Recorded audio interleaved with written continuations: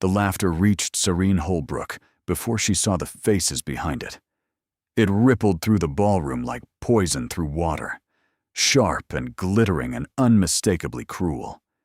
She stood near the towering marble pillar where she'd positioned herself an hour ago, half hidden by a cascade of white roses and flickering candlelight, willing herself to become invisible. It hadn't worked. Is that truly her? A voice floated from the cluster of young women gathered near the refreshment table, their silk fans fluttering like the wings of predatory birds. The Holbrook spinster? I thought she'd stopped attending these things years ago. Apparently not. Another voice, honey-sweet and venomous. Though one wonders why she bothers. It's not as if anyone will ask her to dance. More laughter. Serene's fingers tightened around the glass of lemonade she hadn't touched, the crystal cool against her heated skin. She should leave. She should have never come.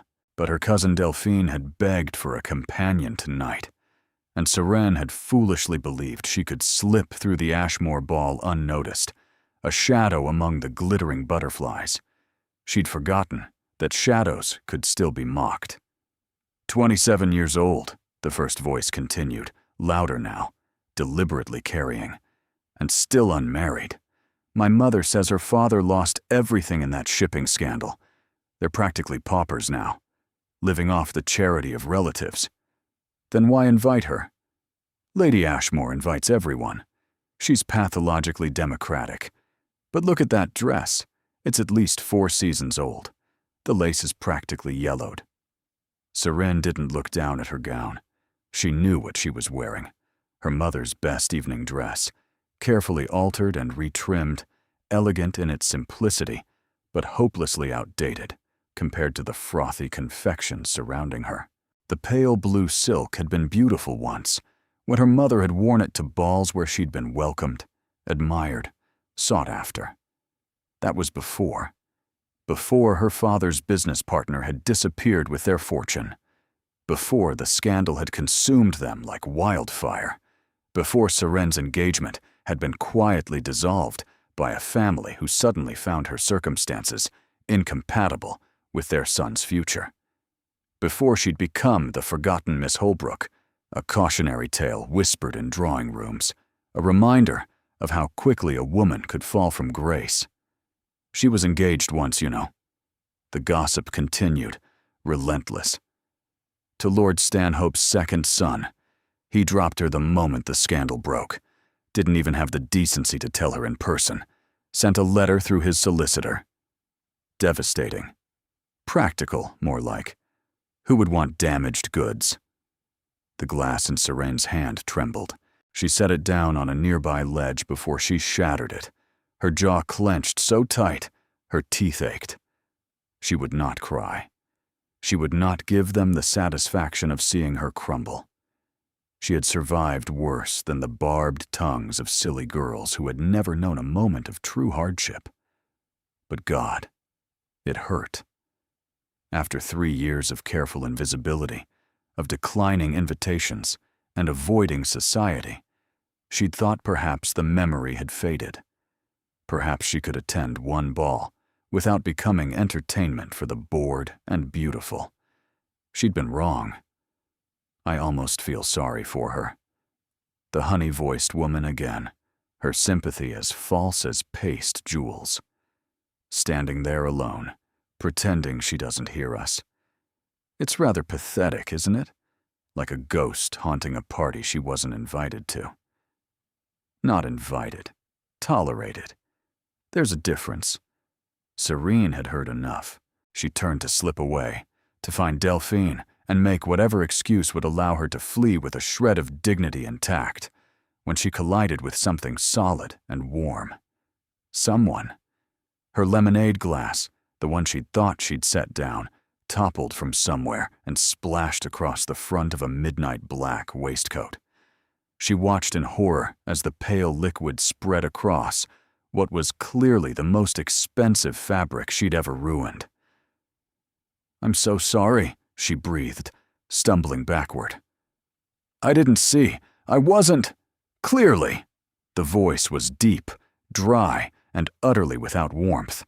Serene forced herself to look up past the ruined waistcoat, past the perfectly tied cravat, past the sharp line of a jaw that could have been carved from marble, until she met eyes the color of winter storms. Cold, assessing, completely unreadable. The man was tall enough that she had to crane her neck, with dark hair swept back from a face that balanced on the knife's edge between handsome and severe. Everything about him spoke of authority, the breadth of his shoulders, the stillness of his posture, the way he looked at her as if cataloging her every flaw for future reference. Behind her, the gossiping women had fallen silent. The entire corner of the ballroom seemed to hold its breath. "I'll pay for the cleaning," Serene managed, though the words were absurd even as she spoke them. She couldn't afford to pay for anything. Or the replacement. Do you know who I am?" The question cut through her stammering. She blinked, thrown by its directness. No, I apologize. I don't." "Calum Ravencroft." He said it as if the name should mean something, as if the syllables themselves should make her knees buckle. Duke of Ashworth. Duke. The word crashed through Serene's awareness with the force of a physical blow. She had just spilled lemonade on a duke, not just any duke, the Duke of Ashworth, whose family was so old and so powerful that they'd reportedly declined an offer of a higher title from the crown itself, considering it unnecessary. She was going to be sick. "Your Grace." She dropped into a curtsy, her cheeks burning. "I am truly, deeply sorry. I didn't mean—" "You didn't mean to assault me with citrus?" One dark eyebrow rose fractionally. How reassuring. The laughter behind her started again, louder now, delighted by this new humiliation. Of course. She'd thought her evening couldn't get worse, and the universe had decided to prove her spectacularly wrong. "The forgotten Miss Holbrook strikes again," someone whispered, not quietly enough. The Duke's gaze shifted, moving past Serene to the cluster of young women who were watching the scene with undisguised glee. Something flickered in those storm-colored eyes. Something cold and sharp and dangerous. Then he did something impossible. He offered Serene his hand. "Dance with me," he said. The words made no sense. Serene stared at his outstretched hand. Elegant, powerful, still slightly damp with lemonade, and wondered if she'd finally lost her mind entirely. "I'm sorry." The next waltz begins in approximately 30 seconds. His voice carried no inflection, no explanation. "I require a partner. You're standing here. Dance with me." Behind her, she heard a strangled sound of disbelief. Lady Lysanne Carlyle, for Serene had finally placed the honey-sweet voice, stepped forward, her beautiful face arranged in a mask of confusion and barely concealed fury. "Your Grace," Lady Lysanne said, her tone suggesting the Duke had simply made a mistake. "Surely you meant to ask." "I said precisely what I meant." The Duke didn't look at her. His attention remained fixed on Serene, with an intensity that made her skin prickle. "Miss Holbrook, your answer." The ballroom had gone quiet. Hundreds of eyes watched from every direction. The matrons with their lorgnettes raised, the young ladies frozen mid-gossip, the gentlemen pausing their conversations to witness whatever spectacle was unfolding. The Duke of Ashworth was asking the forgotten spinster to dance. The Duke of Ashworth, who reportedly hadn't danced with anyone in over a year. The Duke of Ashworth, who was looking at her as if she held the answer to a question she didn't understand. "Why?" The word escaped before she could stop it. The corner of his mouth twitched. Not quite a smile, but something close. Something that made her breath catch despite herself. "Because," he said quietly for her ears alone, "you're going to help me destroy someone's expectations. And in return, Miss Holbrook, I'm going to rebuild yours." Before she could ask what that meant, his hand closed around hers, and he pulled her onto the dance floor. The orchestra began to play. Every eye in the ballroom followed them, and Seren Holbrook, who had spent 3 years trying to disappear, suddenly found herself the most visible woman in London. The waltz felt like drowning in full view of the world. Seren's hand trembled in the Duke's grasp as he led her through the opening steps, his movements precise, controlled, utterly confident. She, by contrast, felt like a marionette whose strings were being pulled by a stranger, technically functional, but wooden and graceless. "Breathe," he murmured, his voice pitched low enough that only she could hear. "You're dancing as if you expect me to bite you." "You might," she managed. "I did ruin your waistcoat." A waistcoat can be replaced. The expression on Lady Lysanne's face cannot. Something that might have been satisfaction flickered across his features. "She looks positively apoplectic. Don't turn to check, trust me." "I wasn't going to. You were considering it." She had been. Serene forced herself to focus on the Duke instead, on the firm pressure of his hand at her waist, the way he guided her through the turns without seeming to exert any effort at all. Up close, he was even more intimidating than he'd been at a distance. The sharp lines of his face held no softness, no warmth, nothing to suggest he was capable of ordinary human emotions. And yet he'd asked her to dance. "You said something," she ventured, finding her courage, "about destroying expectations, rebuilding mine. I don't understand what that means." "Not here." His grip tightened fractionally as they swept through a complicated turn, bringing her closer to his chest than was strictly proper. "Too many ears." "Then why ask me to dance at all? If you didn't intend to explain, I intended to remove you from a pack of wolves who were tearing you apart for sport." His eyes met hers, storm gray and unflinching. "Was I mistaken in thinking you'd prefer rescue to continued humiliation?" The bluntness of it stole her breath. No one spoke to her like this, without pretense, without careful social cushioning. It was jarring and honest, and strangely refreshing. "No," she admitted. "You weren't mistaken." "Good. Then we understand each other." They didn't understand each other at all. But before Seren could say so, the waltz ended. The Duke released her with formal precision, bowing over her hand in a gesture that drew every eye in the ballroom. "I'll call on you tomorrow," he said, loud enough to be heard by those nearest. "At 3 o'clock. We have much to discuss, Miss Holbrook." Serene's mouth opened, but no sound emerged. He was going to call on her? A Duke was going to call on her? In what universe did that make any sense? Your Grace, I'm not certain. 3 o'clock." He straightened, and for just a moment, something almost human flickered in those cold eyes. "Wear something practical. We won't be staying in the parlor." He strode away before she could respond, cutting through the crowd with the ease of a man who had never been denied anything in his life. Seren stood frozen on the dance floor, surrounded by whispers that rose like smoke, her pulse racing against her ribs. What had just happened? "Seren!" Delphine materialized at her elbow, cheeks flushed with excitement. Did the Duke of Ashworth just... Everyone is talking. What did he say to you?" "I don't know." Seren's voice came out strange and distant. "I honestly don't know." But she intended to find out.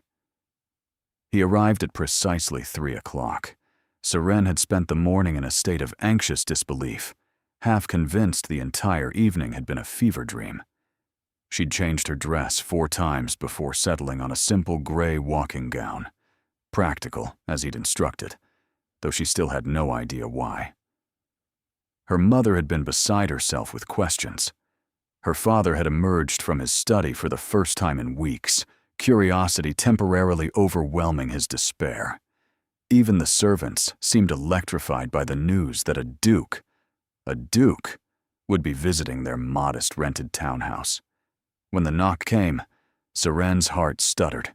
The Duke entered the cramped parlor like a storm contained in human form, his presence immediately overwhelming the shabby furniture and faded wallpaper.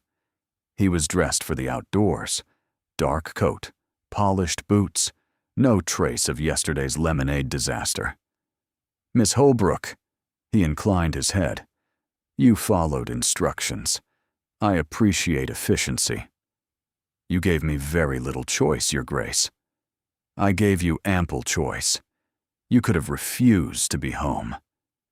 His gaze swept the room, missing nothing. Not the careful patches on the upholstery, not the single coal struggling in the grate, not the conspicuous absence of luxury. You chose to be curious instead. That tells me what I needed to know. Seren's spine stiffened. "And what did you need to know?"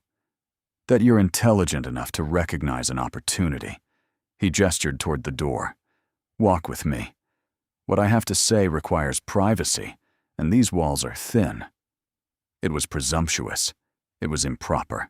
A respectable woman did not simply leave with an unmarried man, duke or otherwise, without chaperone or explanation. But Seren had stopped being respectable 3 years ago, when society decided she wasn't worth the effort.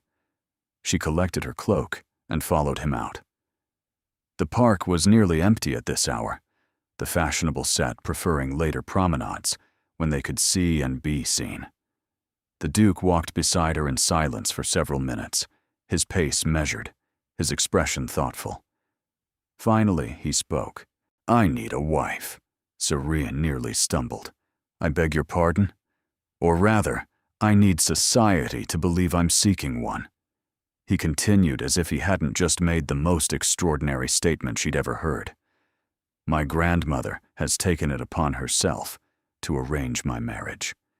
She's settled on Lady Lysanne Carlyle, beautiful, wealthy, connected. Precisely the sort of woman a duke should marry. And you don't want to marry her?" "I don't want to marry anyone." The words came out flat, final. "Not yet. Perhaps not ever. But my grandmother is relentless, and Lady Lysanne believes we have an understanding. Last night, you provided me with an alternative." Understanding began to dawn, cold and clarifying. "You want me to pretend to be your romantic interest. I want you to occupy the space Lady Lysanne expects to fill. Attend events as my guest. Allow society to speculate about my intentions. Create enough doubt that my grandmother cannot force an engagement without appearing to override my wishes publicly. And in exchange?" The Duke stopped walking, turning to face her directly. In the pale afternoon light, his features seemed less severe, more weary. This was a man carrying burdens she couldn't see. "In exchange," he said, "I will restore your family's reputation. I will ensure your father receives investment opportunities that will rebuild what he lost. I will provide you with a wardrobe, a proper allowance, and introductions that will open doors currently closed to you."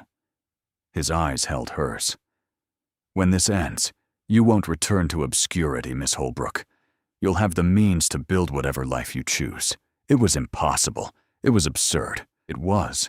It was quite possibly the most dangerous thing anyone had ever offered her." "Why me?" she demanded.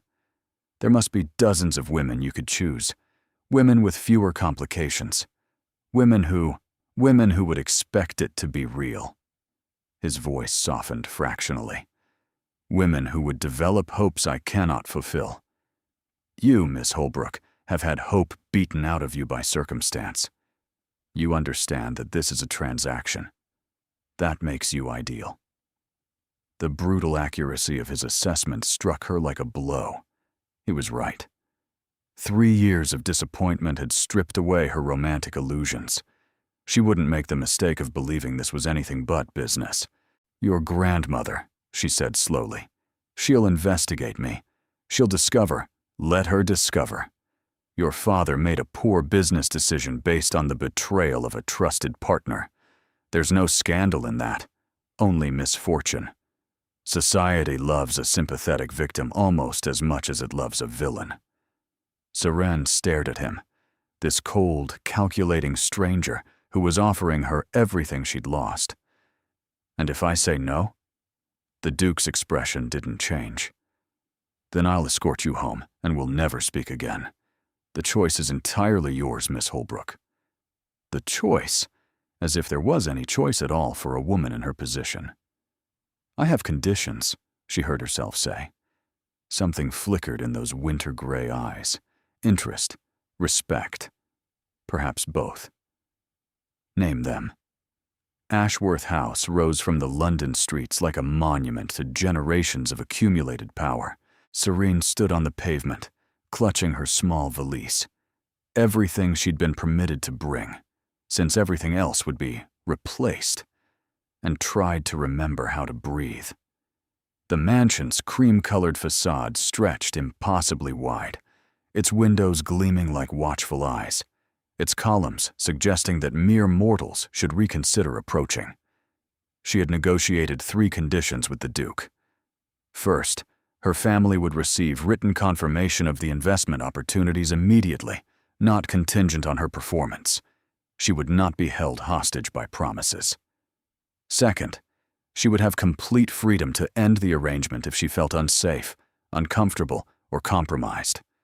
No questions asked, no penalties applied.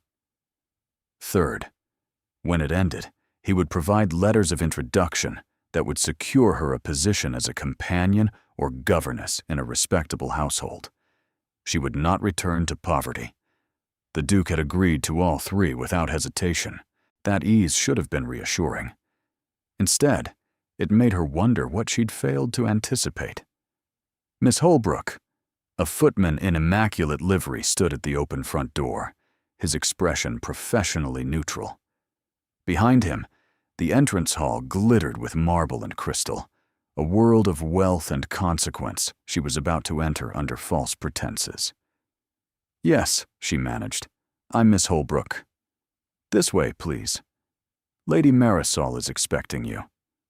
Lady Marisol, the Duke's younger sister, who would serve as Seren's official hostess and the excuse for her presence. A companion for the season, the story went. A friend from my sister's charitable endeavors. Lies built upon lies, constructing a reality that had never existed. The interior of Ashworth House made the exterior seem modest. Serene walked through halls adorned with paintings that probably cost more than her father's entire lost fortune. Past sculptures that watched her progress with classical indifference. Under ceilings painted with scenes of mythology and triumph.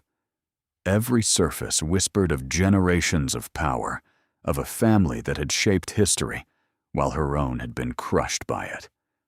What was she doing here? "Miss Holbrook!" The voice was bright, musical, and accompanied by the rapid clicking of heels on marble. A young woman descended the grand staircase with the energy of a summer thunderstorm, her dark hair bouncing with each step, her smile wide and apparently genuine. She was perhaps 19 or 20, with her brother's gray eyes but none of his coldness. Where Calum Ravencroft radiated controlled intensity, his sister practically vibrated with warmth. "I'm Marisol. Mari, please. No one calls me Marisol except grandmother when she's angry, which is frequently, but never mind that." She grabbed Seren's hands without ceremony, squeezing them with enthusiasm. "Calum told me everything. Well, probably not everything. He's dreadfully secretive, but enough. This is going to be wonderful. You're going to be wonderful. I can already tell." Seren blinked, overwhelmed by the deluge of words and warmth. Thank you. I think. Come. I'll show you to your rooms.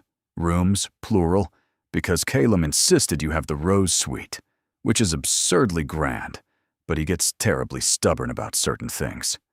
Mari linked her arm through Serene's as if they'd known each other for years. Don't let him intimidate you, by the way. He seems cold, but underneath all that frost, there's a real human person. Possibly. I've seen evidence occasionally. Despite everything, Seren felt her lips twitch. That's reassuring, isn't it? Now, tell me everything. Where did you grow up? What books do you read? Do you play any instruments? I play the pianoforte terribly, but with great enthusiasm, which I think should count for something. Mari's chatter carried them through corridors and up staircases, past more artwork and luxury than Seren could process. She answered questions where she could, asked her own when Mari paused for breath, and slowly felt some of the tension in her shoulders begin to ease. Perhaps this wouldn't be entirely terrible.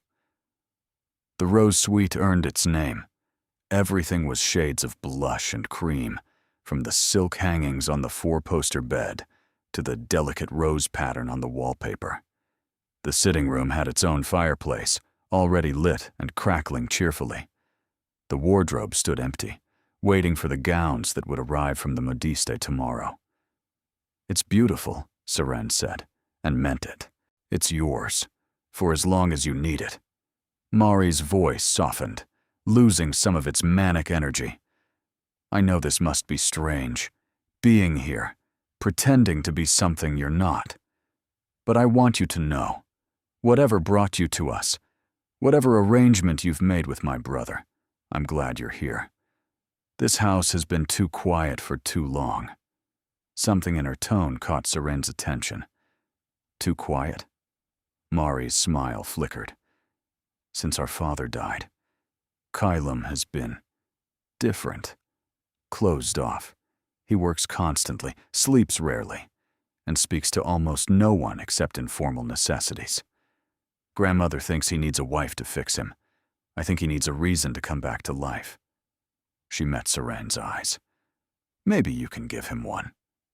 Before Seren could respond, before she could explain that she was a temporary solution, not a cure, a knock came at the door. A young maid entered, curtsying. "Miss Holbrook, I'm Tansy. I've been assigned as your lady's maid for the duration of your stay." She carried a tea tray laden with delicate pastries. "I thought you might be hungry after your journey." The small kindness, unexpected and unprompted, made Seren's throat tighten. "Thank you, Tansy. That's very thoughtful." Mari squeezed her hand once more. "Rest tonight. Tomorrow, we begin transforming you into the most talked-about woman in London." Her grin returned, bright and conspiratorial. "Lady Lysanne won't know what happened." She swept out, leaving Seren alone with Tansy and the crackling fire and the overwhelming reality of what she'd agreed to. She moved to the window, looking out over the manicured gardens below. Somewhere in this house, the Duke was doing whatever dukes did, managing estates, attending Parliament, avoiding the grandmother who wanted to control his future. They were strangers bound by a business arrangement, nothing more. So why, a small voice whispered in her mind, did his sister speak of bringing him back to life? And why did some foolish part of her wonder if she could? The Dowager Duchess of Ashworth did not descend staircases. She commanded them. Seren stood in the morning room the following day, dressed in one of the 3 acceptable gowns Mari had rushed from the modiste overnight, when the temperature seemed to drop 10 degrees. She turned to find an older woman framed in the doorway, like a portrait of aristocratic disapproval. Augustina Ravencroft was not what Seren had expected. She'd imagined someone soft with age, perhaps frail, certainly manageable. The woman before her was none of those things. Tall and silver-haired, with cheekbones that could cut glass, and eyes the same cool gray as her grandson's, she radiated the kind of authority that came from 7 decades of never being told no. "So." The single syllable fell like a judge's gavel. "This is the creature who spilled lemonade on my grandson and somehow convinced him to bring her into my home." Seren curtsied, grateful for years of her mother's rigorous instruction. Your Grace, I apologize for the unconventional introduction. Unconventional? The dowager's lips pressed into a thin line. That's a generous description for what I've heard. The Holbrook girl, publicly mocked at the Ashmore ball, rescued by a duke who hasn't danced with anyone in 14 months. Do you have any idea what kind of speculation that's caused? I imagine considerable speculation, Your Grace. Considerable. The older woman moved into the room with the grace of a predator, circling Seren slowly. The betting books at White's have odds on an engagement announcement within the fortnight. Lady Lysanne's mother has already sent 3 letters demanding explanation. And my grandson, who has barely spoken a complete sentence since his father's death, suddenly has opinions about guest suites and modiste appointments. Seren kept her expression neutral, though her pulse quickened. The Duke has been very generous. The Duke has been very foolish. The Dowager rose, her fury barely contained beneath a veneer of aristocratic control. But he's always been stubborn, like his father before him, like every Ravencroft man since the conquest, apparently. She gestured sharply to a chair. Sit. Tell me who you really are. And do not insult my intelligence with whatever fiction Kylam has concocted. Seren sat, folding her hands in her lap to hide their trembling. The Dowager settled across from her, posture perfect, gaze unrelenting. There was no point in elaborate deception. This woman would see through it instantly. My name is Seren Holbrook, she began. My father was Alaric Holbrook, a shipping merchant who built a successful business over 20 years. 3 years ago, his partner embezzled everything and fled to the continent. We lost our home, our standing, our future. I was engaged to Lord Stanhope's second son. The engagement was dissolved within a week of the scandal breaking. The Dowager's expression revealed nothing. Continue.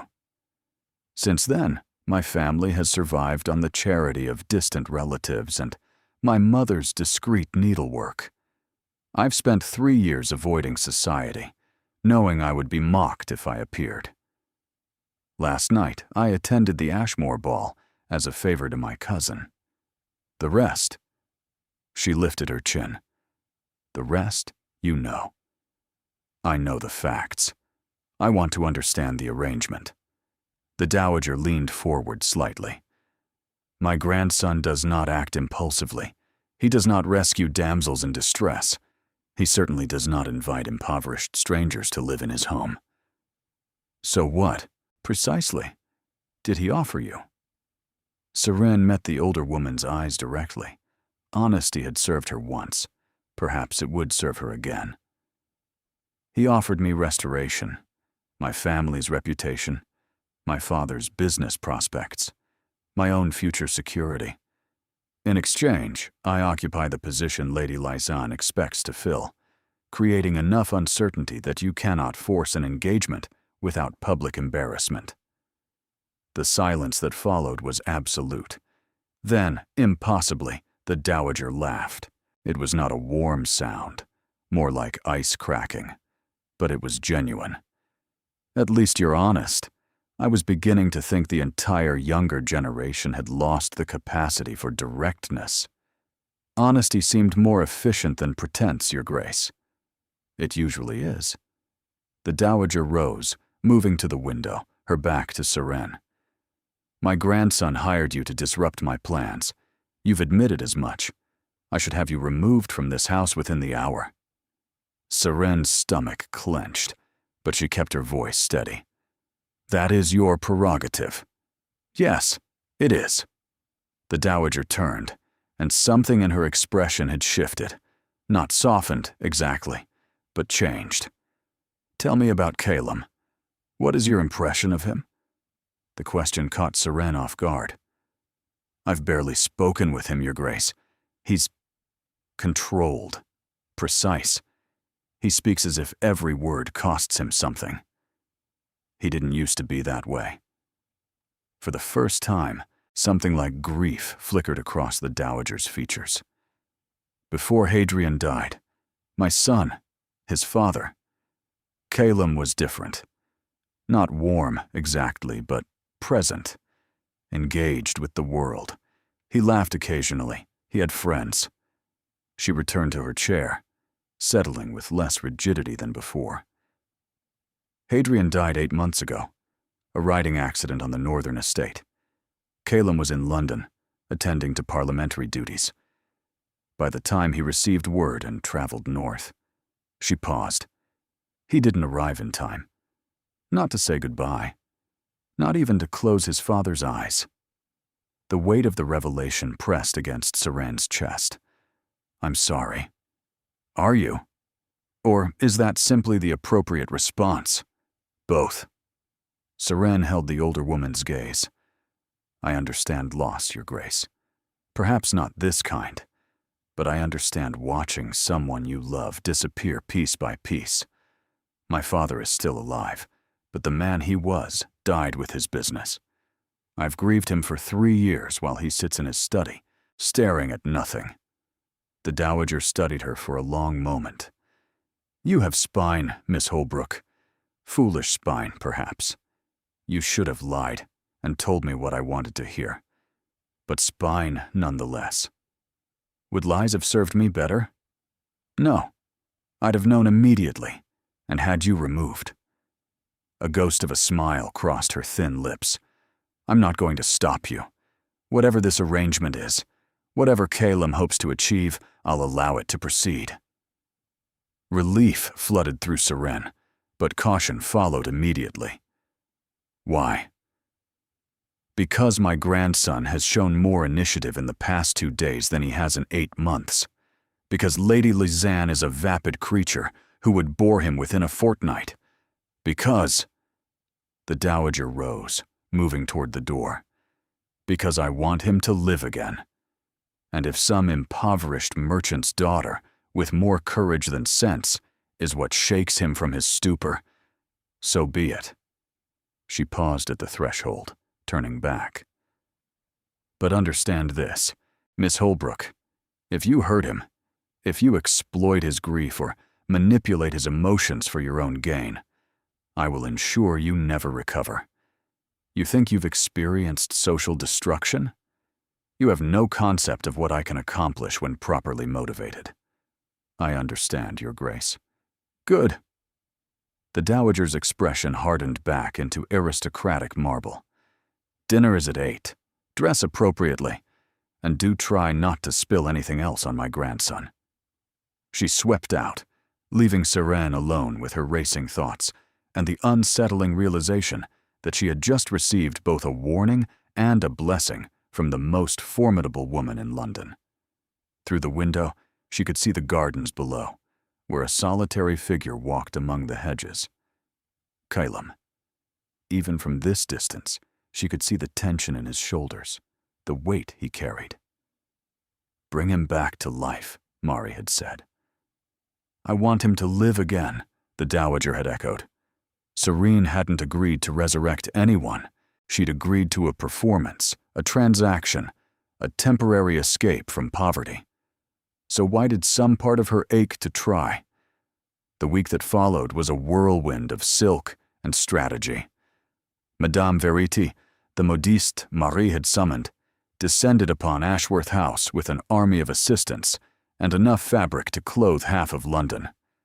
Seren stood for hours, while they pinned and measured and debated colors, her body becoming a canvas for someone else's vision. The sapphire brings out her eyes, Madame Verity declared, holding a swatch against Seren's cheek. And the champagne for the Thornbury ball. Understated elegance, not trying too hard. We want them to wonder, not assume. Wonder what? Seren asked. Whether you're the Duke's future Duchess, of course. The modiste's smile was knowing. The right gown asks questions. The wrong gown answers them too quickly. Between fittings, Mari coached her on society's labyrinthine rules. Which families were allied, which ancient feuds still simmered beneath polite smiles, Which dowagers could destroy a reputation with a single raised eyebrow? Lady Thornberry is a dragon, but a fair one, Mari explained, pacing the drawing room. Lady Crestwood is worse. She'll smile to your face and eviscerate you the moment you turn away. Lord Fenwick is a notorious fortune hunter. Don't let him corner you near the refreshments. And whatever you do, don't mention hunting dogs to Lord Huxley. He'll talk for hours, and you'll never escape. What about Lady Lysanne? Mari's expression darkened. Lysanne is complicated. She's beautiful and clever, and absolutely convinced that Calum belongs to her. Grandmother encouraged the match, still encourages it, despite everything. They've known each other since childhood. Were they ever actually engaged? Not formally, but there was an understanding, or at least Lysanne believes there was.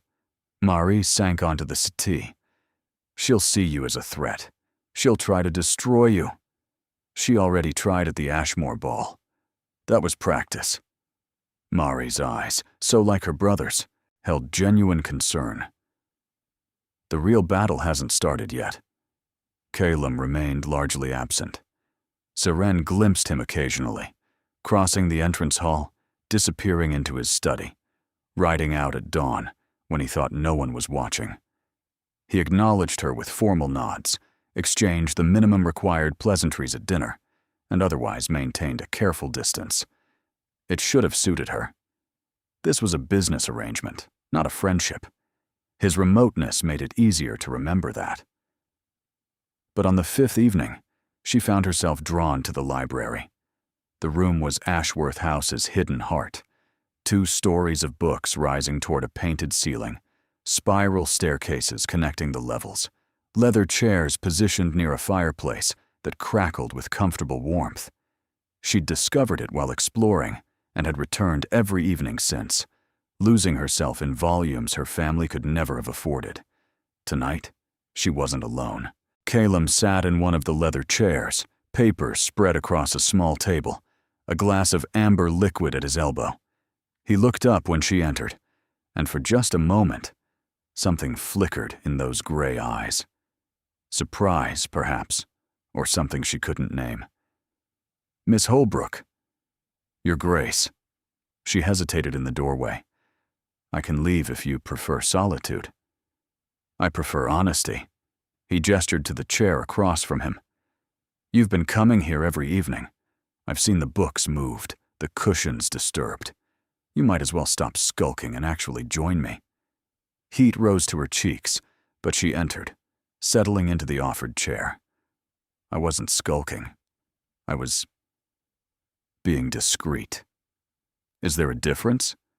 Skulking implies ill intent. I merely didn't want to intrude. The corner of his mouth twitched, not quite a smile, but close. Consider this blanket permission to intrude. The books are meant to be read, not preserved as museum pieces. They sat in surprisingly comfortable silence. Calum returned to his papers.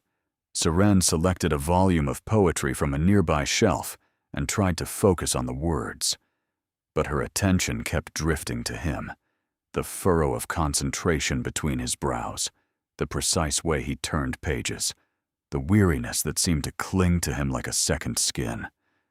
You're staring, he said without looking up. I'm observing. It's different. That earned her an actual glance, something almost like amusement warming his features. And what have you observed? That you work too hard, that you carry tension in your shoulders like armor, that you're avoiding sleep based on the shadows under your eyes. She paused. That you're avoiding something else too, but I haven't determined what. His hand stilled on the papers. You presume much for someone I've known barely a week. You hired me to be your convincing romantic interest. That requires a certain level of observation. She set down her book. Your grandmother told me about your father, about how you didn't arrive in time.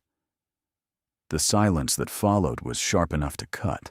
My grandmother, Calum said finally, his voice carefully controlled, speaks too freely. She's worried about you. So is Mari. They say you've been different since he died. Closed off. Absent. They say a great many things. Are they wrong?" He rose abruptly, moving to the fireplace, presenting her with his back. The flames cast dancing shadows across his profile, hiding and revealing in equal measure. "My father wrote to me the week before he died," he said quietly. "He wanted me to come north to discuss something important. He said it couldn't wait." A muscle worked in his jaw. I decided it could. I had parliamentary duties, meetings that seemed crucial at the time. I told him I'd visit the following month. Serene's chest constricted. "You couldn't have known." "No, but I chose politics over my father, and he died alone because of it." He turned to face her, and the rawness in his expression stole her breath. "So yes, Miss Holbrook, I'm avoiding something. I'm avoiding the question of whether my last communication with my father was a dismissal." She rose without thinking, crossing to stand before him. Not touching, she wouldn't presume that far, but close enough to matter. "My father lost everything," she said softly, "and I was angry with him. For months, I blamed him for trusting the wrong partner, for risking our security, for destroying my engagement and my future. I said terrible things." Her voice wavered. "Sometimes the people we love see us at our worst. It doesn't mean we loved them less." Something shifted in his expression, a crack in the ice, quickly concealed. "You're rather wise for someone who's been through what you have." "Suffering has that effect." They stood there, the fire crackling between them and the books, watching silently from their shelves.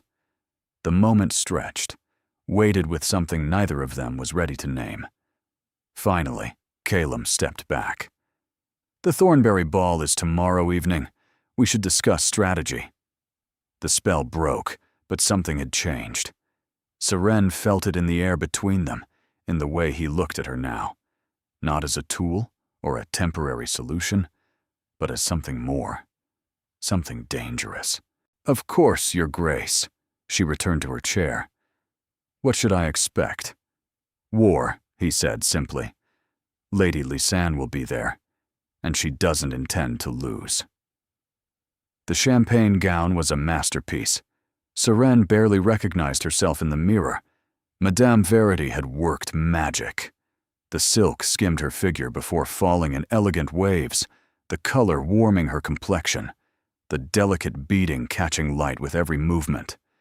Her dark hair was swept up in an intricate arrangement, threaded with tiny pearls that Mari had insisted on lending.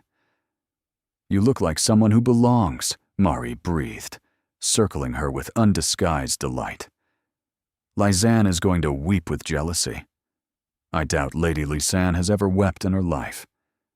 Then she'll seethe beautifully, even better." The Dowager's assessment was briefer, but equally impactful. She examined Seren from head to toe, nodded once, and said, "You'll do. Don't embarrass us." Calum waited in the entrance hall, devastating in formal evening black. His gaze swept over her once, quickly, controlled, but she caught the slight intake of breath, the momentary stillness before he composed himself. "Miss Holbrook," his voice was carefully neutral, "the gown is well chosen. Your sister has excellent taste." "Yes," he offered his arm. "She does." The Thornberry Ball blazed with light and consequence. The mansion was even grander than the Ashmores, every surface gilded or crystalline. The cream of London society gathered to see and be seen. Seren felt hundreds of eyes track their entrance. The Duke of Ashworth, with his mysterious companion, the scandal of the season made manifest. "Steady," Calum murmured, his hand covering hers where it rested on his arm. "They're watching because they're curious. Let them wonder." They descended into the ballroom's glittering chaos. Introductions blurred together. Lord. This. Lady that. The Marchioness of somewhere important. Seren smiled and curtsied, and made appropriate responses, all while aware of the whispers following in their wake. Is that the Holbrook girl? The one from the lemonade incident? She's quite pretty, isn't she? One wouldn't have guessed from the rumors. But no fortune, no family, no prospects. What can the Duke possibly be thinking? Through it all, Xylem stayed close. Not obviously, not improperly, but always within reach. A hand at her elbow during a complicated introduction. A quiet word when a conversation grew uncomfortable. A wall of aristocratic authority between her and the worst of the curious stares. It was protective. It was unexpected. It made something flutter dangerously in her chest. Then Lady Lysanne arrived. She entered like a queen approaching her throne. Golden curls perfectly arranged, ivory silk gown cut to emphasize her considerable beauty. The crowd seemed to part for her automatically, recognizing a force of nature when they saw one. Her eyes found Serene immediately. The smile that curved her perfect lips held no warmth whatsoever. Your Grace. Lysanne curtsied to Calum with practiced grace. How wonderful to see you out in society again. And Miss Holbrook, was it? How delightful that you could join us. The pause before her name was deliberate, the slight emphasis on delightful suggesting the opposite. Lady Lysanne. Seren kept her voice pleasant. Your gown is stunning. Ivory is certainly striking on you. Thank you. One must be precise about these things. Lysanne's gaze swept over Seren's champagne silk with barely concealed assessment. Though I suppose precision comes with experience, first seasons can be so overwhelming for those new to this world. I'm not in my first season, Lady Lysanne. I'm 27. The number landed like a slap. In society's terms, Seren was practically ancient, well past the age when most women secured matches. She'd just announced her own deficiency in the most public possible setting. But she'd also denied Lysanne the chance to reveal it cruelly. Something flickered in the other woman's eyes. Surprise, perhaps, or recalculation. How refreshingly candid. Most women are less forthcoming about their circumstances. I find honesty saves time. Does it? Lysanne's smile sharpened. I wonder what other honest revelations you might share, about your family's difficulties perhaps, your father's unfortunate business decisions. The blow landed precisely where intended. Seren felt heat rise to her cheeks, but before she could respond, Calum spoke. Miss Holbrook's family history is well known, and entirely irrelevant. His voice was cold enough to freeze the champagne in nearby glasses. If you'll excuse us, Lady Lysanne, I believe the next waltz is ours. He swept Seren onto the dance floor before Lysanne could reply, leaving the golden beauty standing alone in a crowd that suddenly seemed less friendly. You didn't need to do that, Seren said as they took position for the waltz. I disagree. She'll be furious. She was already furious. At least now she's furious and publicly embarrassed. The music began, and he pulled her into the first steps. Also, she was wrong. Your circumstances aren't unfortunate. They're temporary. There's a difference. Something warm bloomed in Seren's chest. You believe that? I wouldn't have made our arrangement otherwise. They moved through the waltz, and despite everything, the watching eyes, the whispered judgments, the battle she'd just barely survived, Seren felt something she hadn't experienced in years. Hope. You dance well, Calum observed. Better than I expected. My mother ensured I had every accomplishment a gentleman might require. Bitterness crept into her voice. For all the good it did me. It's doing you good now.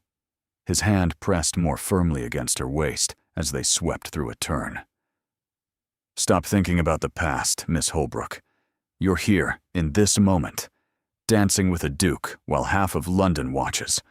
Whatever came before doesn't matter. Easy for you to say. You've never had a past that haunted you. His expression flickered. Haven't I? The music swelled, and they moved together with surprising grace. Seren was aware of everything.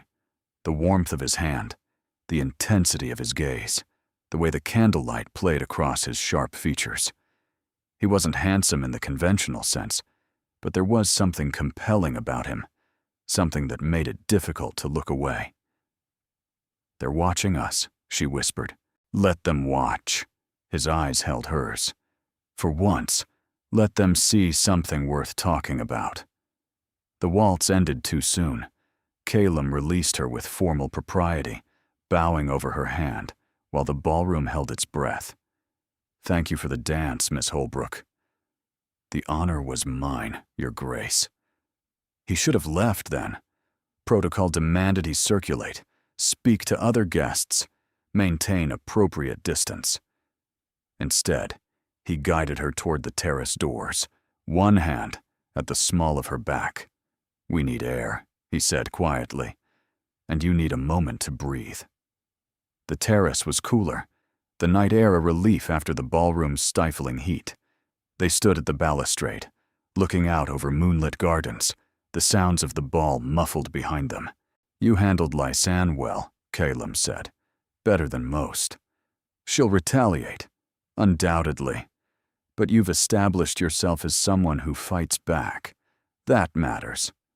Seren wrapped her arms around herself, suddenly cold despite the mild evening. "Why does she want you so badly?" "Beyond the obvious. The title, the wealth, the position. There must be dozens of eligible men she could pursue." "Because I'm the one she's been promised." Calum's voice was flat. "Our families have expected this match since we were children. Lysanne has built her entire identity around becoming Duchess of Ashworth. And you? I've built my identity around avoiding it." She turned to face him, studying his profile in the moonlight. "Why? Is she so terrible?" "She's perfectly suitable." The word dripped with disdain. Beautiful, accomplished, well-connected. She'd make an exemplary duchess and a miserable wife. Not for any fault of her own. Simply because, he paused. "Because I don't feel anything when I look at her. And spending a lifetime with someone who stirs nothing in you seems its own kind of death." The confession hung between them, intimate and unexpected. "What would you want instead?" Seren asked softly. "If you could choose?" His gaze finally met hers, and something in his expression made her pulse quicken. "I don't know," he said. "I stopped believing I could choose years ago." Before she could respond, voices approached from the ballroom. They stepped apart instinctively, propriety reasserting itself. But as Lysanne appeared in the doorway, her eyes sharp with calculation, Seren carried with her the weight of Calum's confession. He wanted to feel something, and standing beside him in the moonlight, she was beginning to feel something too. That, she realized, was far more dangerous than anything Lady Lysanne could do.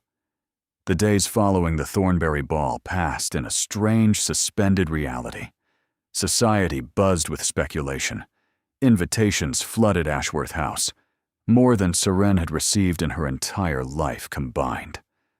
Suddenly, everyone wanted to know the mysterious Miss Holbrook, the woman who had captured the elusive Duke's attention. Lady Lysanne had not retaliated. Yet. That silence worried Seren more than any direct attack would have. Women like Lysanne didn't retreat. They regrouped. Whatever was coming would be calculated, precise, and devastating. But for now, an uneasy peace reigned. Calum continued his pattern of absence, but something had shifted. He appeared at meals more regularly. He lingered in doorways when she passed. And every evening, without fail, he joined her in the library. They didn't speak of the terrace conversation. They didn't need to. Something had opened between them that night, a crack in the careful walls they'd both constructed. Now they existed in the space that crack had created. Not quite intimate, not quite distant, hovering on a threshold neither seemed willing to cross. On the fourth evening, Seren found a package waiting on her usual chair. It was wrapped in brown paper, unassuming, with no card or indication of its sender. She unwrapped it carefully to find a book, old, beautifully bound in deep green leather, the pages soft with age and love. Collected verses of Margot Sinclair. Her breath stopped in her throat. Margot Sinclair was her mother's favorite poet, an obscure writer from the previous century, largely forgotten by fashionable society. Seren had grown up hearing these verses read aloud on winter evenings, her mother's voice soft in the candlelight.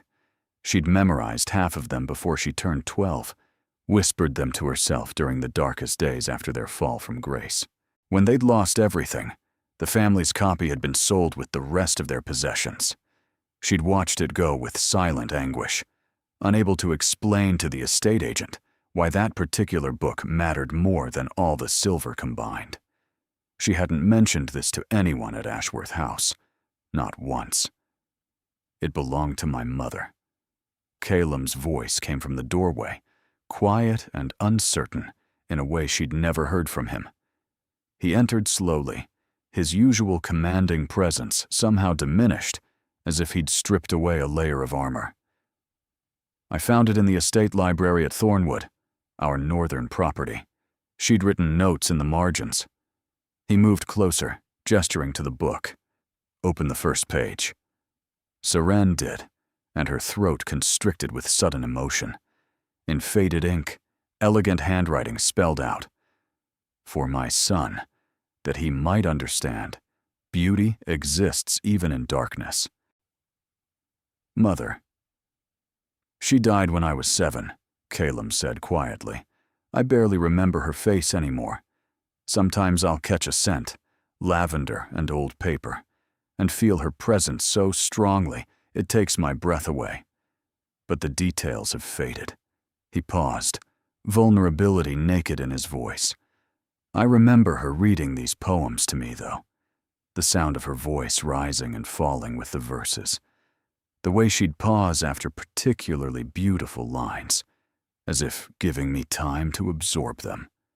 Seren looked up at him, this cold, controlled man who had just handed her a piece of his mother's memory. Perhaps the most precious thing he possessed. "How did you know?" she whispered. "About Margot Sinclair. I never mentioned the specific poet. I asked your mother." The words landed like stones in still water, sending ripples through everything she thought she understood. "You... what?" "I visited your family home 3 days ago, discreetly, through the servants' entrance to avoid gossip." Something almost like embarrassment flickered across his features, an expression she wouldn't have believed him capable of a week ago. "I wanted to ensure the investment arrangements were proceeding correctly.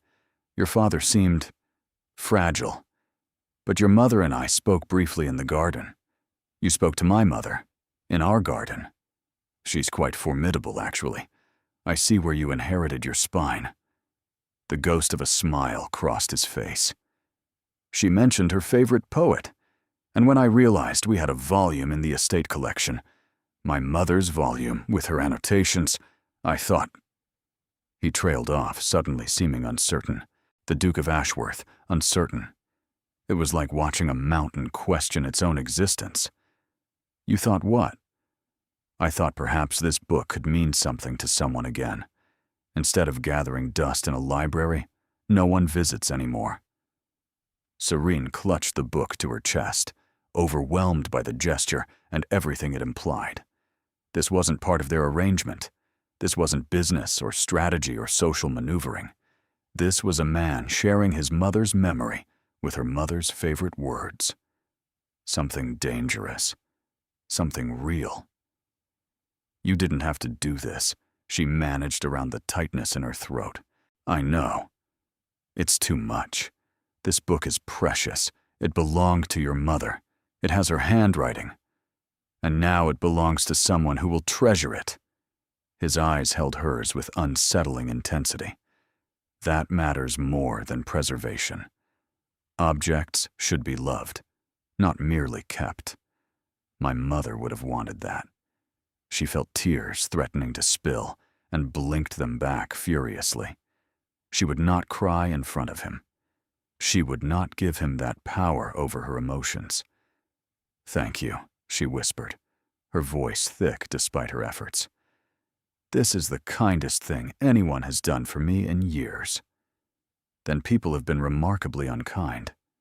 He stepped back, re-establishing distance, retreating behind his walls as if frightened by his own vulnerability. "I should let you read." The third section was her favorite, the verses about surviving winter. She underlined nearly every one. He was at the door when she spoke again. Calum, his first name. She'd never used it before. Never? He stopped, his back to her, every line of his body suddenly tense. "Your mother sounds like she was extraordinary." He didn't turn around. "She was." "I think she would be proud of the man you've become." Silence stretched between them, fragile and weighted with everything neither of them could say. When he finally spoke, his voice was rough with suppressed emotion. "I'm not certain she would. But thank you for believing it." He left, and Seren sat alone with a dead woman's poetry and the growing, terrifying certainty that she was falling in love with a man she could never truly have. The book fell open to the third section. Her eyes landed on a verse, underlined in faded ink. "Even frozen rivers remember how to flow. Even shuttered hearts recall the sun. Love is patient. Love is slow. Love waits until the winter's done." In the margin, in that same elegant hand. "For see, when he is ready." Serene pressed the book against her heart and let herself hope for something she had no right to want. The Hargrave Music Hall was smaller than the previous events, more intimate, more dangerous. Fewer guests meant fewer places to hide. Every conversation carried weight. Every glance was observed and catalogued. Seren smoothed her hands over her midnight blue velvet gown, a deeper, more dramatic choice than the champagne silk of the Thornbury ball, and tried to steady her nerves. "You look exquisite," Mari whispered, as they entered Lord Hargrave's grand foyer. "That color makes your eyes luminous." "I feel like I'm walking into battle." "Same thing in society, darling. The weapons are just smaller and sharper." The evening's entertainment was a renowned soprano performing arias from Italian operas. Guests gathered in Lord Hargrave's music room, chairs arranged in careful rows, the social hierarchy visible in every seating assignment. Seren found herself placed near the back, appropriate for her uncertain status, while Calum was positioned near the front with the Dowager and, inevitably, Lady Lyzan. The golden beauty was resplendent in rose silk tonight, her smile serene, her posture perfect. She looked like a duchess already. She looked like she belonged at Calum's side in a way Seren never could. "Stop," she told herself firmly. "This is an arrangement. Nothing more." But the book of poetry sat in her room at Ashworth House, its pages marked with his mother's handwriting, and nothing felt like nothing anymore. The soprano's voice soared through the opening aria, something Italian about impossible longing and hearts torn between duty and desire. Seren tried to focus on the music, on the technical brilliance of the performance, on anything besides the rigid line of Calum's shoulders 3 rows ahead. She failed utterly. Her attention kept drifting to him, to the way he held himself with careful stillness, to the slight tension in his neck when Lyzan leaned close to whisper something in his ear. Whatever she said made his posture stiffen visibly. The music built to an emotional crescendo, the soprano's voice breaking with artistic anguish over lost love and impossible longing, and Seren felt it pierce her chest like a blade. This was foolish. She was foolish. She'd entered this arrangement with her eyes open, knowing it was temporary, knowing she could never truly have him. And yet here she was, aching with jealousy over a woman who had every right to his attention. Lysanne placed her hand on Kylem's arm during a quiet passage. He didn't remove it. Serenne's fingers curled around her program so tightly the paper crumpled. When the performance ended, applause rippled through the room. Guests rose, conversation resuming, the careful dance of social interaction beginning again. Serene slipped away before anyone could engage her. She found herself in Lord Hargrave's conservatory, a glass-walled room filled with exotic plants and humid air, moonlight filtering through the panes above. It was quiet here, removed from the glittering crowd, a sanctuary for someone who suddenly couldn't breathe without him. "This is madness," she told herself. "You've known him barely a month. You cannot feel this much for someone you barely know." But she did. God help her, she did. Running away? She spun to find Kylem in the doorway, his expression unreadable in the silvered light. He'd removed his gloves, she noticed. His hands looked different bare, more human, more vulnerable. "Taking air," she corrected, her voice steadier than she felt. The music room was stifling. Liar. He entered, closing the door behind him with deliberate care. The click of the latch seemed impossibly loud in the humid silence. "You've been avoiding me all evening," he continued, moving closer with each word. Refusing to meet my eyes, practically flinching when Lysanne touched my arm during the second area. I did not flinch. You gripped your program so tightly it tore. Serene had no response to that. It was true, and they both knew it. "This arrangement," Kylem said slowly, "was supposed to be simple. A performance, a mutual benefit. We both understood the terms." "Yes. So why does nothing about this feel simple anymore?"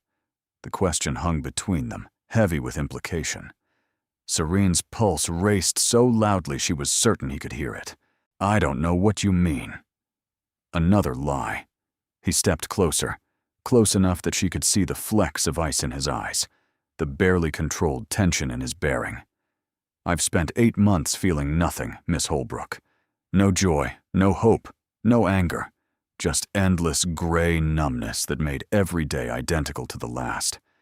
Then you spilled lemonade on my waistcoat, and suddenly—" "Suddenly what?" "Suddenly I feel everything." The words came out rough, almost angry. "I feel fury when Lysanne touches me because her hands aren't yours. I feel terror when I imagine this arrangement ending and you disappearing from my life. I feel desperate, pathetic hope every evening when I hear your footsteps approaching the library." Serene's composure crumbled entirely. "Kylem, I wasn't supposed to feel anything for you." He was close now, inches away, his voice barely above a whisper. "You were supposed to be a solution, not a complication. A temporary arrangement, not a permanent obsession. But God help me, Serene. I cannot stop thinking about you." Her name on his lips. Not Miss Holbrook. "Serene, this is madness," she whispered. "I know. There's no future in this. You're a duke. I'm nobody. Your grandmother, society, everything. I don't care. You should care. Probably." He raised his hand, his fingertips hovering just above her cheek, not quite touching. "Tell me to stop. Tell me this is just a performance, just an arrangement, and I'll believe you. I'll walk away and never mention this again." She should say it.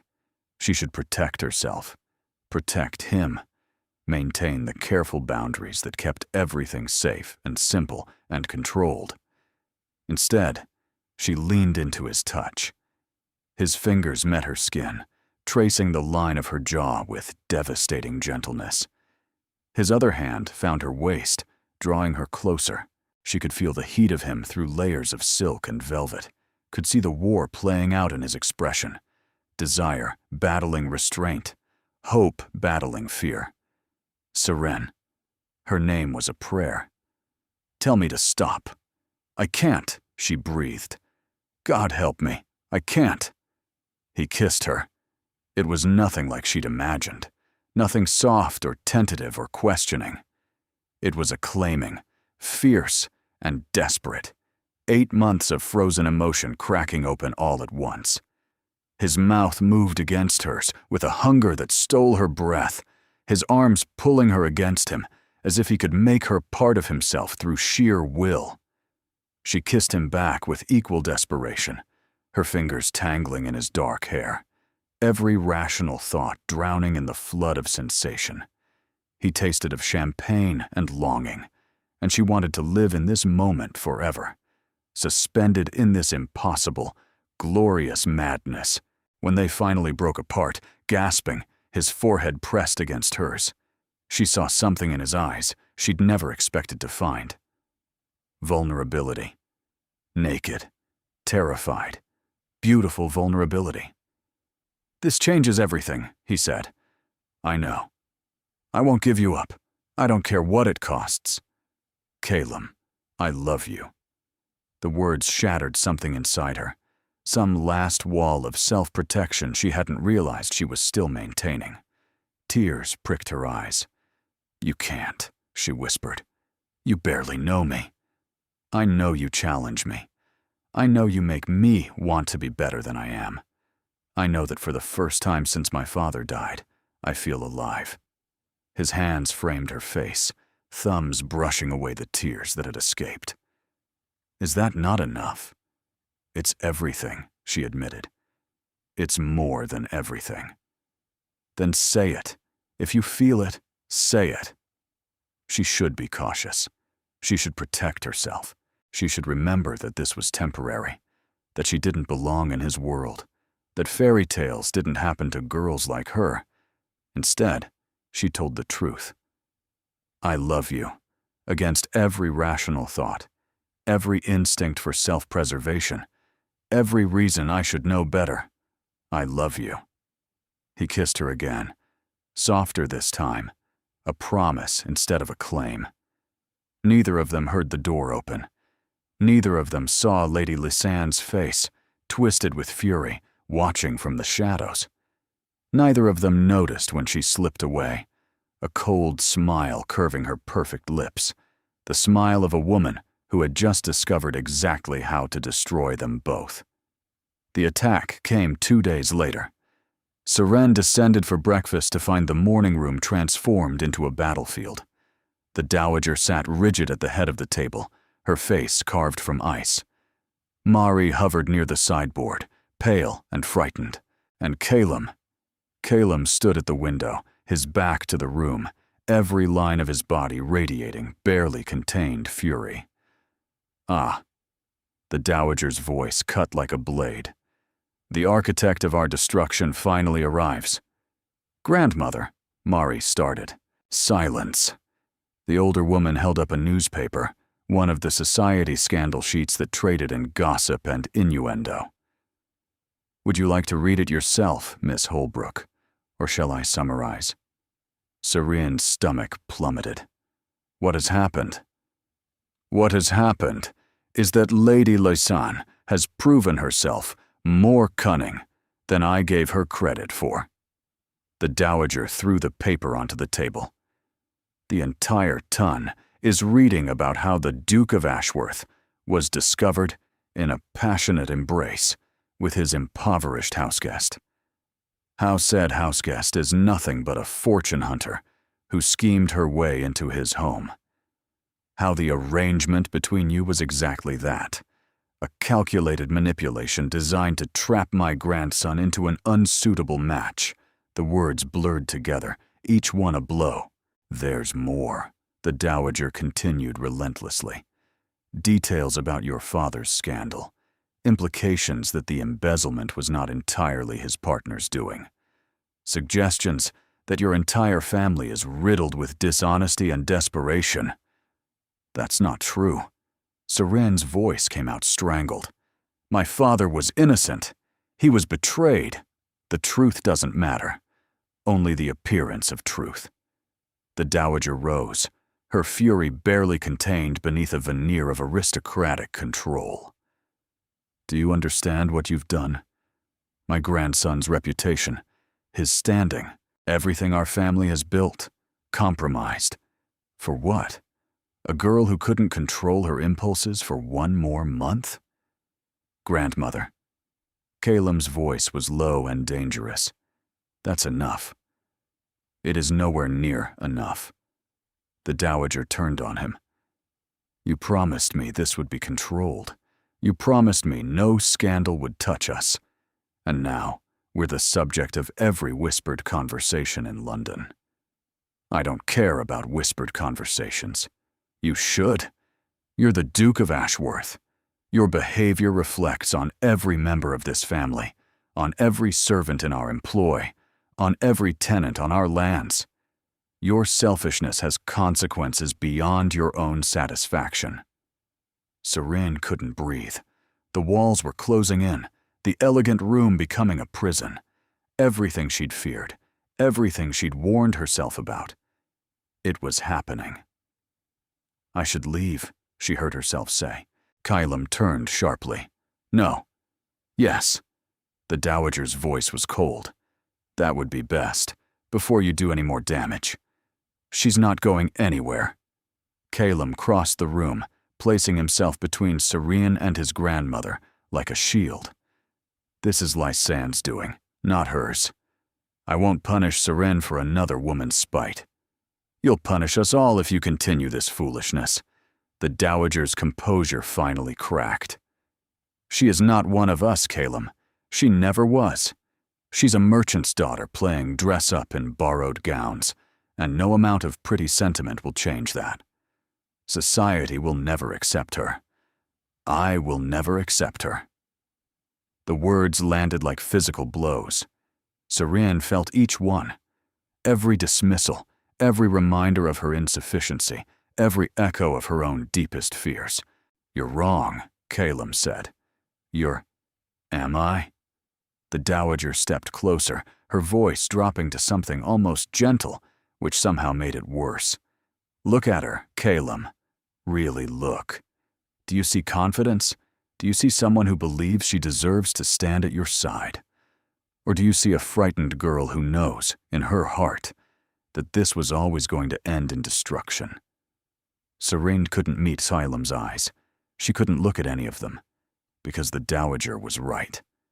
Serene, his voice was soft, pleading. Don't listen to her. She's trying to manipulate you. She's trying to protect you. Serene forced the words through the tightness in her throat, as I should have done from the beginning. What are you saying? She finally looked at him, and the hope in his eyes nearly broke her. But she could see beyond him now. See the ruin they'd caused, the scandal they'd created, the damage that would follow him forever if she stayed. She loved him. That was the terrible truth. She loved him enough to destroy herself for his sake. I'm saying this was a mistake. Each word felt like swallowing glass. The arrangement, the feelings, all of it. Your grandmother is right. I don't belong here. I never did. You don't mean that. I mean every word. She stepped back, putting distance between them. I should have been stronger. I should have maintained the boundaries. Instead, I let myself believe in something impossible, and now we're both paying the price. Serene, please! Don't, her voice cracked. Don't make this harder than it has to be. She turned and walked out of the morning room, every step a betrayal of her own heart.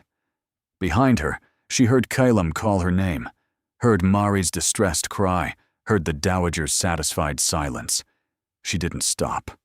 In her room, the beautiful rose suite that had never truly been hers, she packed with mechanical efficiency. The gowns she left, the jewelry she left, the pearls, the gloves, the careful accessories of a life she'd borrowed. She took only the Margot Sinclair poetry collection, pressed against her heart like a talisman. Tansy appeared in the doorway, tears streaming down her face. Miss, please, His Grace is asking for you. He's half mad with. Tell him I'm sorry. Serene closed her valise. Tell him it's better this way. But it isn't. Anyone can see. Please, Tansy. Her voice broke. Don't make this worse. She slipped out through the servants' entrance, avoiding the front of the house where Kylam would certainly be watching. A hired carriage waited on the corner, arranged with the last coins she possessed. As the carriage pulled away from Ashworth House, Seren allowed herself one look back.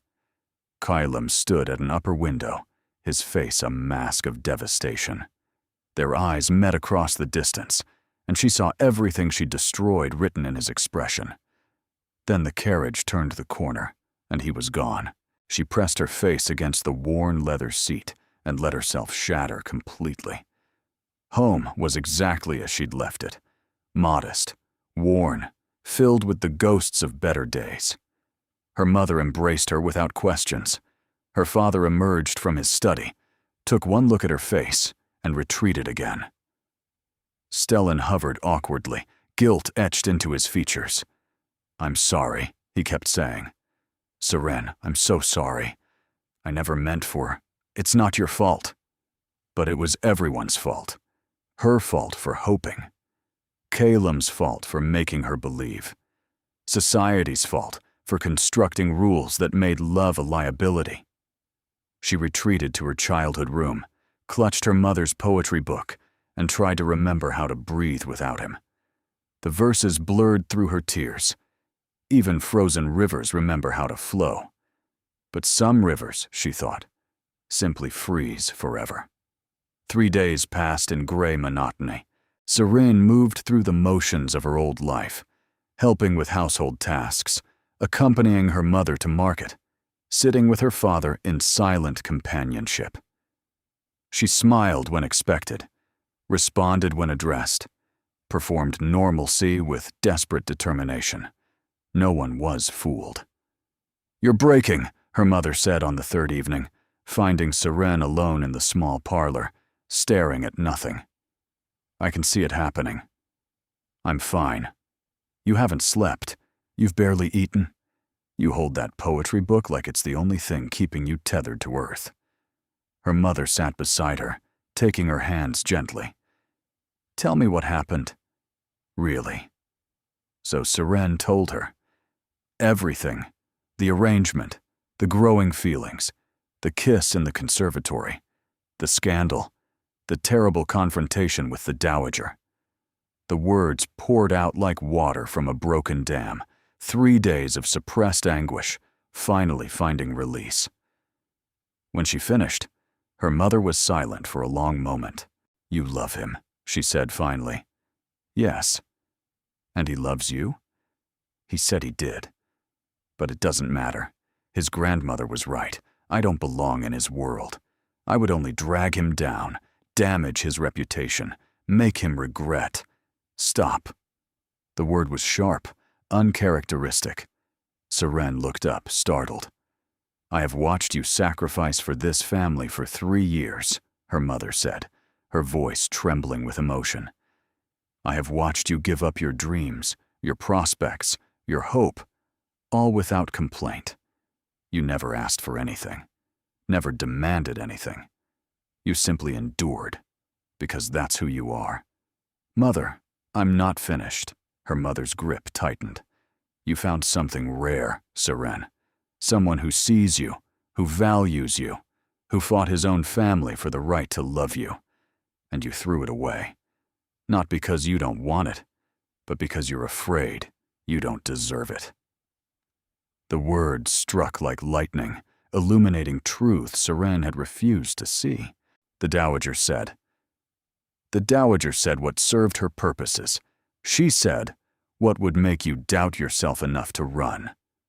Her mother's eyes blazed with fierce conviction. Don't you see? You've spent so long believing you're not enough that you've forgotten how to recognize when someone thinks you're everything. Seren's chest ached with the truth of it. Even if that's true, I can't go back. The scandals fade, love doesn't. Her mother released her hands, standing with sudden resolve. You've spent 3 years surviving, sweetheart. Perhaps it's time to start living. Before Seren could respond, a commotion erupted in the entrance hall, raised voices, her brother's startled exclamation, and then the parlor door burst open. Kylam stood on the threshold, wild-eyed and disheveled in a way she'd never seen. His cravat was askew, his coat wrinkled as if he'd slept in it, his dark hair falling across his forehead in disarray. "You left," he said, his voice raw. "You left without letting me speak." "Your Grace." Her mother rose, her expression knowing. "Perhaps I should give you a moment." She departed, closing the door with pointed deliberation, leaving them alone. Seren stood frozen, her pulse racing. "You shouldn't be here. The scandal. Damn the scandal." He crossed the room in 3 strides, stopping just short of touching her. "I've spent 3 days trying to respect your wishes. 3 days telling myself that if you wanted to leave, I should let you go. 3 days dying by inches because you're not there."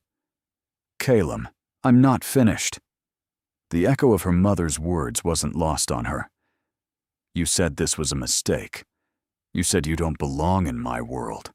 You said my grandmother was right." She was terrified. His pale eyes burned into hers with desperate intensity. "She saw me falling in love with someone she couldn't control, and she used every weapon in her arsenal to drive you away. She said what would hurt you most because she knew that you were strong enough to leave me for my own good." Seren's breath caught. It's exactly what happened." He finally reached for her, his hands framing her face with desperate gentleness. "But here's what she didn't count on. I'm not my father. I'm not going to lose the woman I love because I was too afraid to fight for her."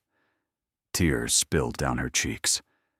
"I can't let you destroy yourself for me." "You're not destroying me.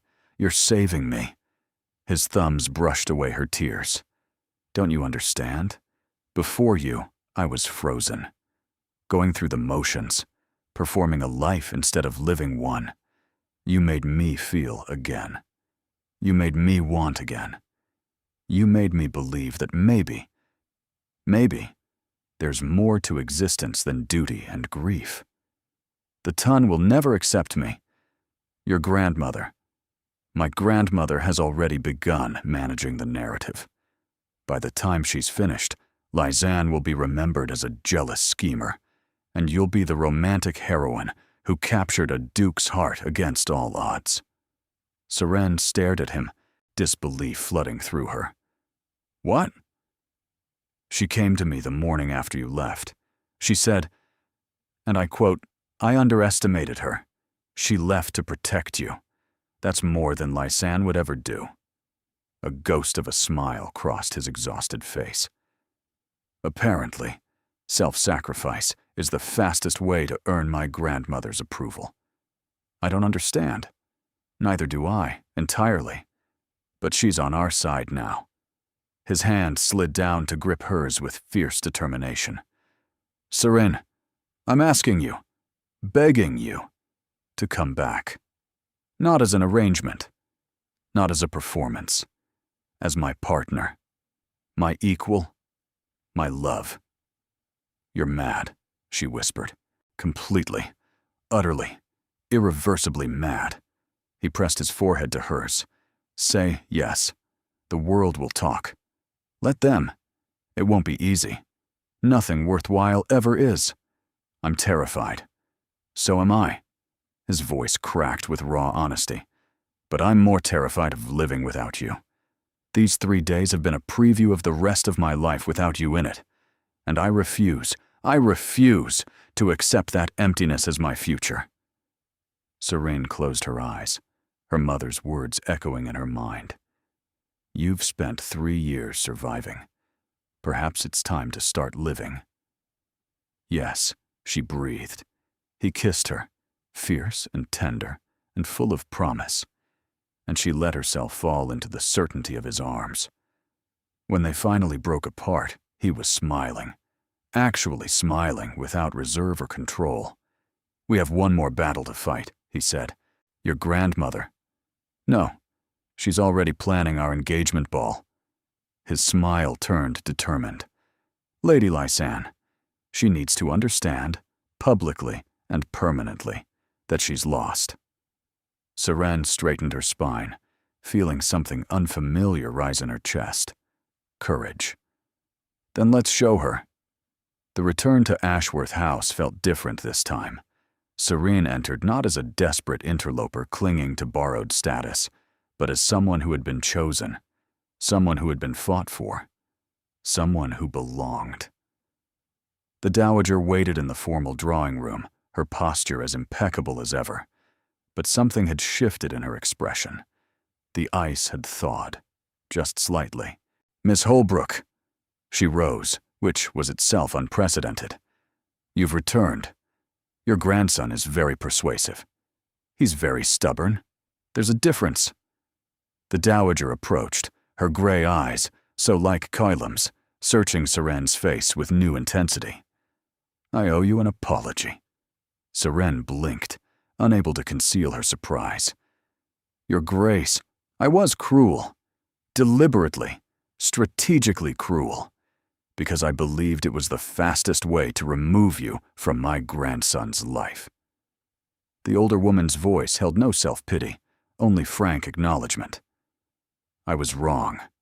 Not about my methods, those were effective, but about my goal. I don't understand. When you left to protect Calum from scandal, you proved something I hadn't expected. The Dowager's lips curved into something almost resembling warmth. You proved you love him more than you love yourself. That's rare, Miss Holbrook, rare and precious, and exactly what this family needs. Serene felt tears prick her eyes. I'm still unsuitable. I'm still a merchant's daughter, with a ruined reputation and no fortune. Fortune can be provided. Reputation can be managed. What cannot be manufactured is genuine devotion. The Dowager reached out, taking Seren's hands in her own, a gesture so unexpected that Seren nearly flinched. I spent 40 years loving a man who married me for alliance, rather than affection. I know the difference between a suitable match and a happy one. I won't condemn my grandson to my own mistake.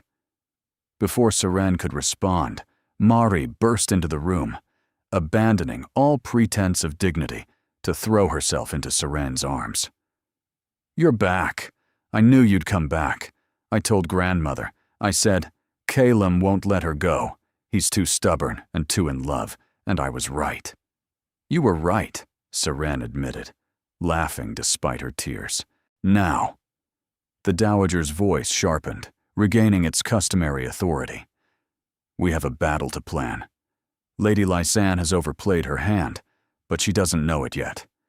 Tonight's Harrowgate Gala will be the stage for her final defeat. Tonight? Seren's stomach lurched. That's too soon. I don't have a gown. I haven't prepared. You have 3 hours. Madame Verity is already on her way with the gown we commissioned before. Everything. The Dowager's expression turned calculating. Silver silk with diamond embroidery. You'll outshine every woman there, including, especially, Lady Lysanne. What exactly are we planning? A statement? Calum appeared in the doorway, freshly dressed, all traces of his desperate dishevelment erased. A public, undeniable statement that you are mine, and I am yours, and anyone who objects can go hang. Eloquently put, the Dowager said dryly.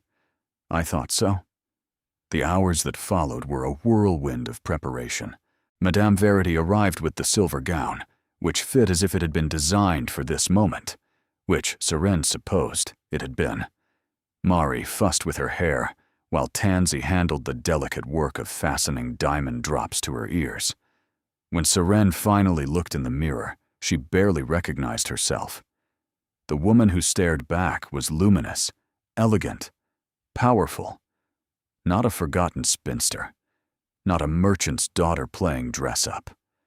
Someone new entirely. someone forged from struggle and love and the stubborn refusal to be diminished. Perfect, Mari breathed. Adequate, the Dowager corrected, but her eyes gleamed with approval. Devastating, Kylam said from the doorway, his voice rough with emotion. The Harrogate Gala was the event of the season, the final major gathering before society scattered to country estates for the summer. Everyone who mattered was there, including Lady Lysanne, resplendent in gold silk that now seemed garish compared to Serene's ethereal silver. They descended the grand staircase together, Kylam and Seren side by side, the Dowager and Mari following. A duchess's escort, a family united. The whispers started immediately, but these whispers held a different quality. Curiosity rather than condemnation. Fascination rather than scorn. Lady Lysanne stood near the center of the ballroom, surrounded by her usual admirers. When she saw Seren, her perfect composure cracked, just for a moment, before reforming into a mask of brittle hostility. "You've made a mistake," Lysanne said as they approached, her voice pitched to Carrie. "Coming here, showing your face after everything." "Have I?" Seren kept her voice pleasant. "I rather thought I was accepting an invitation." "An invitation extended before your true nature was revealed." "My true nature?" Seren tilted her head. "You mean my nature as a woman who loves your intended target?" "Forgive me. I wasn't aware feelings were scandalous." Lysanne's eyes narrowed dangerously. "Feelings. Is that what you're calling your calculated manipulation?" "I'm calling it what it is. Unlike, say, planting false stories in scandal sheets to destroy someone who threatens your ambitions." Seren let the accusation land with precision. "That seems rather more calculated than anything I've done." The watching crowd murmured with growing interest. This was entertainment of the highest order. Two women battling for a duke, neither willing to yield. "You have no proof. I have the testimony of your own lady's maid, who was remarkably willing to share details once she realized her position was at risk." The Dowager stepped forward, her voice cutting through Lysanne's denial like a blade. "The arrangement of payment, the specific phrases you provided, the timing of the publication." Lysanne's face went white. "Society forgives many things," the Dowager continued with devastating calm. "Ambition, desperation, even cruelty in the right circumstances. But society does not forgive being caught. You've overreached, Lady Lysanne. The consequences are yours to bear." For a moment, Lysanne seemed ready to fight, to launch some final desperate attack. Then her gaze swept the room, registering the shifted allegiances, the closed expressions of former allies, the absence of support. She had lost. She knew it. Without another word, Lady Lysanne turned and walked away, her golden gown disappearing through the crowd. A collective breath released throughout the ballroom, and Kylam, taking Seren's hand, raised it to his lips with deliberate reverence. "Now," he said, loud enough for all to hear, "shall we dance?" The waltz was perfect. Seren moved in Kylam's arms, as if they'd been dancing together for years. The crowd parting to watch, whispers transforming from scandal to romance with every graceful turn. The Duke of Ashworth, cold and distant for so long, gazed at his partner with undisguised adoration. Society, it seemed, loved a love story even more than it loved a scandal. When the music ended, Kylam didn't release her.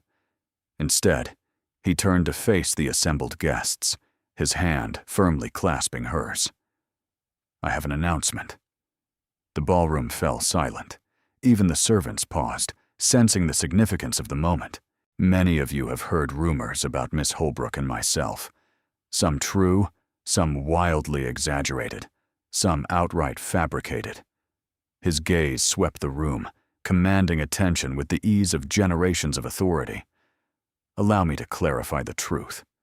Seren's heart hammered. They hadn't discussed this. She had no idea what he was about to do. Miss Saren Holbrook came into my life through circumstances that could charitably be described as unconventional. A ripple of knowing laughter moved through the crowd. She was not what I expected. She was not what I thought I wanted. She was, in fact, precisely what I needed. He turned to face her fully, and the love in his eyes made her breath catch. I have spent the last year lost in grief and duty, performing a life I no longer believed in. This woman, this brilliant, brave, frustrating, magnificent woman, reminded me that there's a difference between existing and living. She challenged me. She refused to be impressed by my title or intimidated by my temper. She saw through every wall I'd constructed and demanded I be better than I was. Murmurs of surprise moved through the crowd. Dukes did not make declarations like this. Dukes did not bare their souls in public. This Duke, apparently, did. "I love her," Kylam continued, his voice carrying through the hushed ballroom. "I love her with everything I have and everything I hope to become. And I refuse to pretend otherwise for the sake of propriety or expectation or the comfort of those who believe birth determines worth." He reached into his jacket and withdrew something small, something that caught the chandelier light and sparkled. A ring. Serene's heart stopped. Miss Saren Holbrook. He dropped to one knee, and somewhere in the crowd, she heard Mari's delighted gasp. "I was a fool before I met you, and I'll likely remain a fool after. But I'll be your fool if you'll have me. Will you do me the extraordinary honor of becoming my wife?" The ballroom held its breath. Serene looked down at this man, this impossible, infuriating, wonderful man who had chosen her, not despite her circumstances, but because of who she was beneath them, who had fought his family, defied society, and knelt before hundreds of witnesses to declare his love. "Yes," she whispered. Louder, he murmured, a smile playing at his lips. "They can't hear you in the back." "Yes," she laughed, tears streaming down her face. "Yes, you impossible man, yes." He slid the ring onto her finger, a sapphire surrounded by diamonds, the color of the gown she'd worn the night they first kissed, and rose to kiss her properly, scandalously, in full view of the entire ton. The applause that erupted was thunderous. Later, she would remember fragments, Mari embracing her with tear-streaked joy, the dowager nodding with something that looked remarkably like satisfaction. Her mother and father, summoned by a messenger Kylam had secretly dispatched that afternoon, watching from the gallery with wonder on their faces. Stellan pumping Kylam's hand with awkward enthusiasm. But mostly, she would remember the way Kylam looked at her, as if she'd hung the moon and every star besides. "You planned this," she accused him later, when they'd escaped to a quiet alcove. "The ring, the speech, my parents. I planned nothing." His smile was unrepentant. "I simply hoped. There's a difference." Liar. "Probably." He pulled her closer. "Are you angry?" "I'm overwhelmed. I'm terrified. I'm happier than I've ever been in my life." She pressed her forehead to his. "Is this real?" "It's real," he promised, "for as long as you'll have me." 6 months later, the wedding was the social event of the year. It took place at the Ravencroft family chapel, a medieval jewel nestled in the gardens of their country estate. Every notable family in England attended. The scandal sheets devoted pages to describing the bride's gown, the flowers, the way the Duke's eyes never left his future Duchess's face. Serene walked down the aisle on her father's arm. Her father, who had emerged from his fog of despair in recent months, slowly rebuilding himself alongside the business prospects Kylam had quietly arranged. Her mother sat in the front row, weeping joyfully into a handkerchief. The vows were traditional, but the kiss was not. Kylam pulled her close with an enthusiasm that made the dowager roll her eyes, and Mari applaud. Inappropriate, the dowager said afterward, though her tone held no censure. Thoroughly, Kylam agreed, kissing his new wife again just to prove the point. 1 year later, they found the letter together. It was tucked inside a book of poetry, not the Margot Sinclair collection, but another volume Seren had discovered in Kylam's mother's former rooms. The handwriting was unfamiliar, elegant, and feminine. My darling son, if you're reading this, you've found love. Real love, the kind that makes you foolish and brave and willing to defy the world. I can think of no other reason you'd be searching through my old books. Your father gave me this poem on our wedding day. He wrote it himself, though he'd be mortified if anyone knew. He was always terribly shy about his romantic side. I want you to know, love is worth every risk. I married your father against my family's wishes. They thought him beneath me, a second son with no title, no fortune, no prospects. They were wrong. He became everything. My partner, my home, my heart. Choose love, Kylam. Choose it fiercely and without apology. The world will tell you to be practical, to be proper, to be safe. Ignore the world. Be brave. All my love, forever. Your mother Seren watched Kylam read the letter, watched emotion break across his face like dawn. She knew, he said hoarsely. Somehow, she knew. Mothers often do. He pulled her into his arms, holding her like she was the only solid thing in a shifting world. She would have loved you, he murmured into her hair. I would have loved her, too. They attended the Ashmore Ball every year after. It became their tradition, returning to the place where everything had begun, where laughter had turned to love, and disaster had transformed into destiny. They would enter together, the Duke and Duchess of Ashworth, and somewhere in the course of the evening, they would find a moment alone. Dance with me, he would say, just as he had that first night. Always, she would answer. And in each other's arms, surrounded by the glittering world that had once mocked her and now celebrated them, they would remember. Love doesn't require perfection. It doesn't demand titles or fortunes or the approval of society. It asks only for courage, the courage to hope when hope seems foolish, to fight when fighting seems futile, to believe that two imperfect people can build something beautiful together. They had believed, and believing had made all the difference.